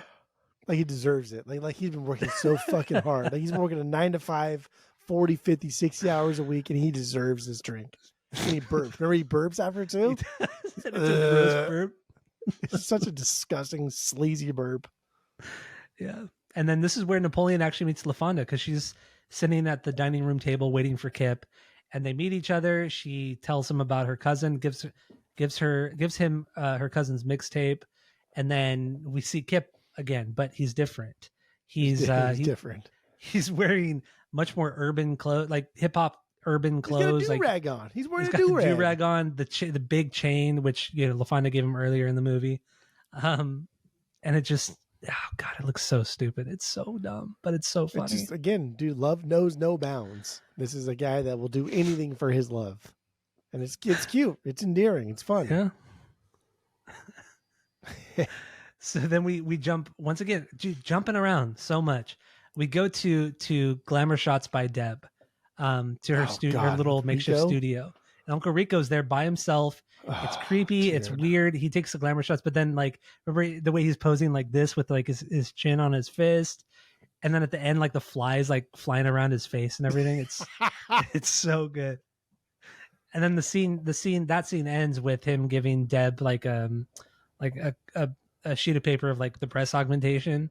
Well, the fist scene was earlier on in the movie. This scene is just him like trying to redo it, but this purpose of this scene specifically was just to give her the breast augmentation paper, and he sneaks up behind her and he stands like within like a foot or two behind her, and she turns around, and that's just like not okay, dude. That's just fucking weird shit. It was way creepy. Yeah, but funny because again, like we know Rico in the context of this movie isn't like a pedophile. He's just a fucking immature douchebag. He really like that's it. Fighting with his 16-year-old nephew. Yeah. Just an immature douchebag. Literally never grew up. That's his whole thing. He never grew up. Never got past high. He peaked in high school. Talking about, going, if he would have won state that year, he could have gone pro. Idiot. So then, he leaves the studio, and then it jumps to the next shot back at the next scene at Napoleon's house. Napoleon gets the call from Deb. She's saying he's a jerk because of what Uncle Rico did. Napoleon's pissed, goes outside, to the front yard, and Uncle Rico has his camera set up, his bitch throwing footballs at the camera again. Napoleon tells him off, tells him to leave. He's like, Grandma called and said she didn't want you here no more, so you can get out of here. Right. He says, no, I think I'll say. He's like, well, get off my property. We'll call the cops. It's a free country. It's like, dude, this is like two children arguing with each other. Like none of what you're saying makes any fucking sense. Oh, it's so funny. And then so we jump to another scene where Uncle Rico is at Starla's house, with Rex Kwon Do, who we talked about earlier. Yeah, Starla. And Starla is his wife, and he's talking to her about the breast enhancement surgeries. And then there's a part where he has the Tupperware and he puts them over his own chest, like their boobs. And then Rex walks into the house. What does he do? he goes. That's it. That's like little. Dude, one of the best like little fucking millisecond things of the whole movie. Just that little.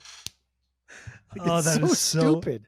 Because when he does it, it completely cuts to a shot of like the front of the house, and then you hear Uncle Rico getting punched, smashing, and all these so other things. Funny. Yeah. But like Starla, like Uncle Rico was talking to Starla about breast enhancement, and she's like, you know what, I don't feel comfortable reading this, and he's like, do you feel comfortable with me? And he's such a sleazeball, and he grabs the pots and puts them over her breasts, and he's like, oh yeah, you could be this, and that's when Diedrich Bader comes in. It was just like that one little punch, so fucking good. Oh, it's so it was perfect. It was the only good reaction that character could have had. Absolutely, just that one little punch. Because that little punch is very like elementary school. It's like it is. When you're a little kid, up. You're done, bro. You're done. But when you're a little kid, you do that. Oh, it's so stupid. That was a good pop. I tried to. I thought it was a good pop. I tried to look to see if like that was a Diedrich Bader thing or if that was written in there. I couldn't find it. I want to like think that was like Diedrich Bader. He's just like, yeah, I got it, and did that, and that called it a day. Like that's a cool like improvisational thing. It was good. It was fantastic. And now we get to the climax of the movie. We jump back to the high school, and it's Pedro versus Summer. They each have to do their own skit, and Summer gets her sign language group together, and they're dressed up in dance uniforms, and they're doing sign language to Backstreet Boys' "Larger Than Life." Like kind of all the good parts of Larger Than Life too. Yeah. Oh yeah. Definitely. It was so, but it was so good. It was so funny. I think that part is better and funnier than Napoleon's part where he dances. That's wrong. You're just saying that because it's popular and that's just what you do. It's always gonna be that one time in the podcast where you think like, oh, I'm gonna say something that's counterintuitive and against the grain. This is it right here. That's fine. So she does that, and then her douchebag boyfriend's in the audience, and the terrible actor he is, he's overacting to the extreme in the audience. Is that nobody bad else really actor, cares? Or is that just like the character? Like, hey, dude, like be the most obnoxious piece of shit you could possibly be. And it's bad acting. It's bad acting. Are you sure? Yeah, it is. It is because it's too over the top. It's he's the only person in the entire movie that does over the top. That's to the point where it's like, dude, that's bad. He's the only person. Everybody else in the movie is over the top, but in a tasteful manner. He's the only person that's over the top. Exactly. Looks like shit. And that's bad acting. That's bad acting. Or that's everybody else nails it. Or that's because he's a good actor and they told him, hey, dude, be the fucking worst be the worst possible person you could possibly be. He's like, all right, I got you. I still think it's bad acting. I think I think that's good acting. That's character acting to a T. So then that skit is done. And then Pedro realizes I have nothing. And then Napoleon comes in, saves the day. And he does this improv dance, which was actually, most of it was improvised when they filmed it. They filmed it 3 different times to 3 different songs. They did it to Jamiroquai's Canned Heat, which they ended up using in the movie. They did it to another Jamiroquai song, but I don't remember the name of it. And to a Michael Jackson song, which I don't even think John either remembers what song it was. And they did the 3 different takes because they didn't have the rights to any of the songs yet. So they were just hoping for the best, that they can get the rights to one of those songs. And it ended up being Canned Heat's Jamiroquai. Also, when they filmed it, they were down to, because this entire movie was actually filmed on film, on reels. It's tape. Yeah. So it was literally to tape. and they had 10 minutes of tape left. That's literally all they like. This is something out of a movie, like just this story.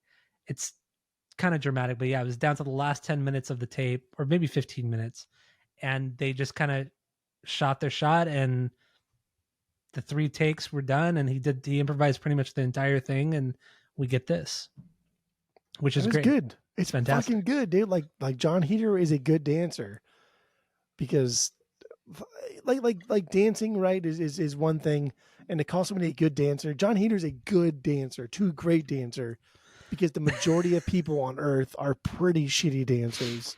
Like, I know for a fact I'm a shitty dancer, and I know for a fact that you're even worse. So like to throw John Heder in that, like John Heder's a good dancer, too a great dancer, because the subsect of like great dancers is probably like this big, and come on. This is a great scene. This is a great scene for him to like improvise most of these things just based off of past experiences, things that he liked to watch, SNL skits, other music videos that he like put in the brain, the dome there, and then threw out. It's solid. 10 minutes of dancing cut into like what, a minute and a half, 2 minutes of perfection. It's good. It is. Yeah, it's good. It's good. I do enjoy it. God, you're such I have nothing bad to say about it. I have nothing bad to say about it. You just don't like it because it's popular. This is like the most popular scene of all Napoleon Dynamite, and therefore you have to hate it. Here's where the fight comes in. Here we go, baby boy. Here we go, baby boy. Wrong. Because you're wrong this is so popular, because he's wearing the Vote for Pedro t-shirt, and they sold that shit a Hot Topic. Tyler has to like they come down off his fucking moon horse boots and everything too. Yeah. All right, kids, you get off my fucking lawn here. This is too popular now. Actually, the truly better scene is the one that comes right before it. Like, dude, get the fuck out of here. This is an amazing dance sequence. We haven't seen an amazing dance sequence like this since like Footloose. Okay, okay, baby boy, fuck out of here. All right. So it is a great scene. It's the climax of the whole movie. It's an amazing scene. It's not a great Pedro scene, ends up, scene. Iconic scene, historic scene. Everybody in the audience stands up, is applauding. The asshole boyfriend's really confused as to why everyone's doing it. Oh, he's making those stupid faces. I hate it so much. Good. It is so good. So then he ends up becoming, student body president. And then the last part of the movie here is just a kind of a montage of wrapping up what happens with everybody. And Kip and Kip and LaFonda. It's not even funny. It's funny. Kip and LaFonda. I think it's funny. Kip and LaFonda they go back to Detroit. They're at the bus stop. They both go back to Detroit together. What is Skip doing in line though? He's doing like these little fucking hand things, right? He's doing doing the little. He's dancing with his hands. He's dancing, yeah. Oh, it's so stupid. And then, Uncle Rico is back in his van in the middle of nowhere. His ex-girlfriend who dumped him at the beginning of the movie, right before the movie, her name's Tammy. She comes back on a bike. They reunite. They kind of fall in love again. That's Kip's, the guy that plays Kip. That's his wife in real life. Yeah, I know. And it's crazy. Why the fuck does Uncle Rico get a happy ending? I don't like it. I just don't like it. That's true. Wait, is Uncle Rico at the wedding at the very end? Yeah. Yeah. Okay. Is he? Yeah. Is she there too? There's a girl behind the second row that looks kind of like her, but I don't think it's her. Yeah. Because a girl in that shot, she's a little more Asian, a little more darker skin, little complexion. Yeah, I thought like Native American almost. Yeah, like part Native American. Just like darker complexion overall. And the girl that's sitting behind Grandma in the wedding scene just doesn't. It looks kind of like her, but it's not her. Yeah, I don't think it's her. Yeah, that's what I thought. Like it does irritate me that. But also that wedding scene was shot after. That wasn't like a part of the movie. It was a few months after. Yeah, it's just several months after. It kind of bothers me that Uncle Rico got like a happy ending, but maybe that's just like a Mormon thing. And I don't fucking know. I mean, but everybody got a happy end. Everybody had a happy ending. Everybody deserved a happy ending except for Rico. He's a douchebag. He's a fucking asshole. He's a pedophilic asshole, dude. Yeah, yeah.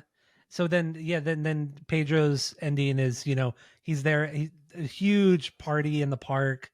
His family are celebrating that he became president, a student body president, it's so funny. But those kind of parties we've all been to. We all know So those kind of good. parties. They're a ton of fun. If you grow up in Southern California, you've been to parties like that. So yeah, there's that, and then the very last part is Napoleon and Deb playing tetherball at the school, and they're playing together, and then that's their happy ending. And then the And that's credits like the roll. best, dude. That's the best happy ending right there. Because we Yeah. already saw Napoleon trying to hit out with Summer and Trish, and like the popular girls just throw him to the side, and he's playing tetherball by himself, and you kind of like think, oh, kid's kind of a loser, but he's just happy, not a loser. He's happy, like being by himself, and that's the way it goes. It's the way it goes. But then Deb comes in along, and she integrates into herself into his life, and like the tetherball thing. Dude, that was a good scene right there. I thought it was a really good ending. That was cute. And the credits roll, and then we have the scene that was filmed several months later, maybe a year later. It was after the movie started making a fuck ton of money. And they're like, oh shit, we should film another scene. Yeah, so this is the wedding scene between Kip and LaFonda. They get married. They get married, and then it's actually a beautiful wedding. Like that was a fucking cool ass place to get married. It does look really. It's like in like the middle of nowhere, Idaho, like with all the hills and the grass, and it's green. It's not actually a road very in beautiful. sight. Like the 360 view, not a road in sight. It actually is very beautiful. Yeah, and then the officiant is Dale Dale the farmer guy, and it's hard to understand what he's saying, but it's very. What he says seems very genuine and from the heart. Like I said, after reading more about this guy, I really like him a lot more. And it just makes that scene, it makes the scene so much better. And then Kip sings a song, and LaFonda's side of the family, they're just shaking their head, or especially the brother just shaking his head. Just can't believe it. But it's so endearing, and it's just cute. It's just kind of cute. You know, he's just such an innocent guy. And then all of a sudden Napoleon comes up riding on a horse. The way he rides the horse, though, he's like, so awkward. Like he's never ridden a horse up. Like the horse is fucking him up every gallop that he takes. The horse is fucking him up.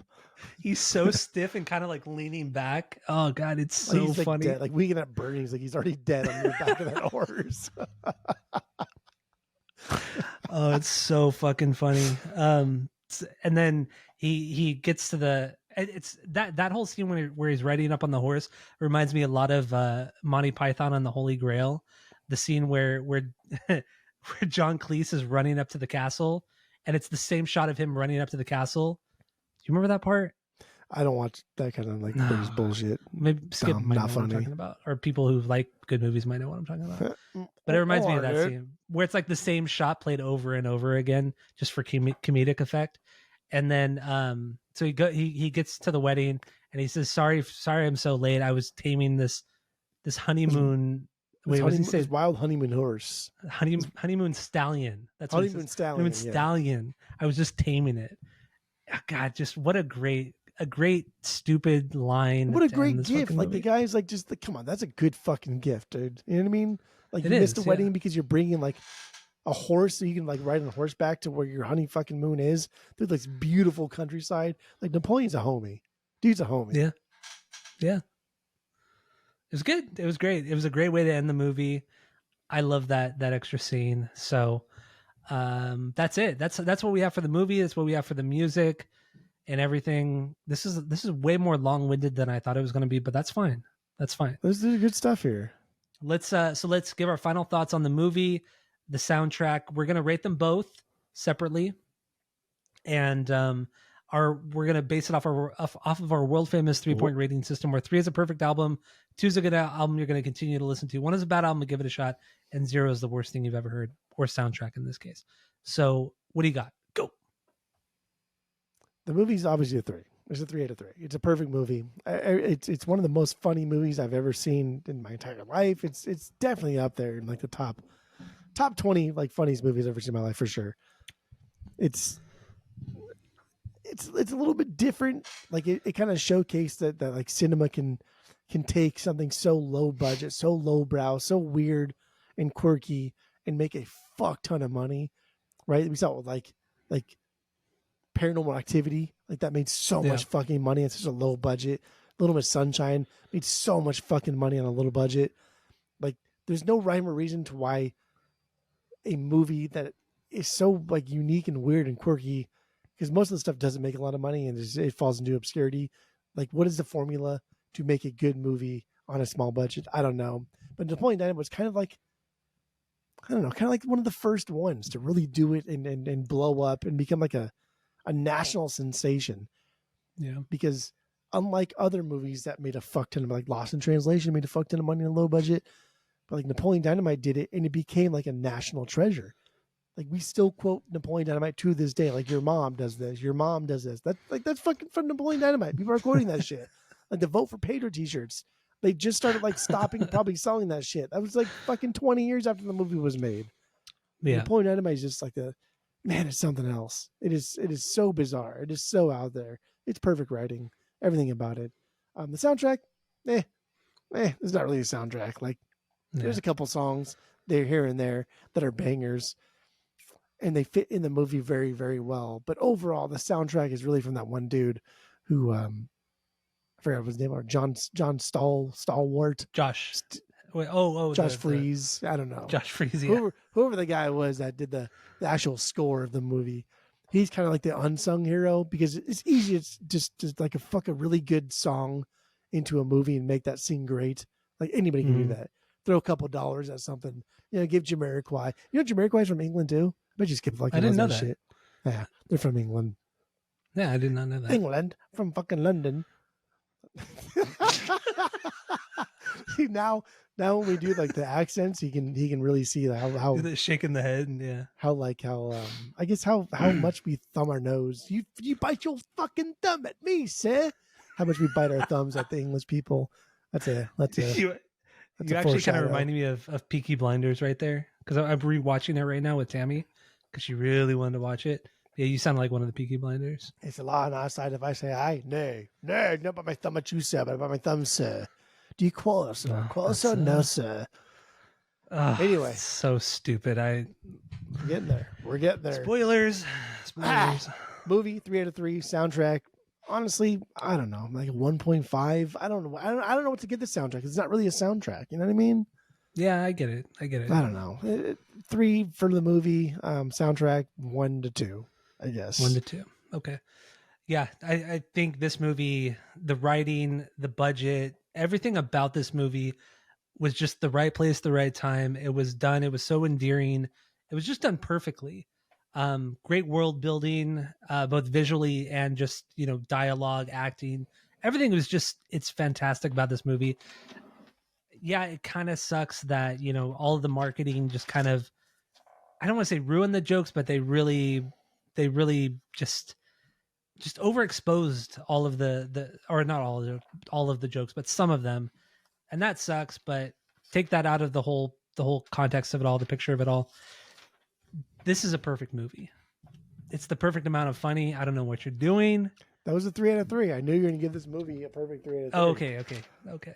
What's up to do now? Now that I miss, I'm gonna guess what you're gonna give the things.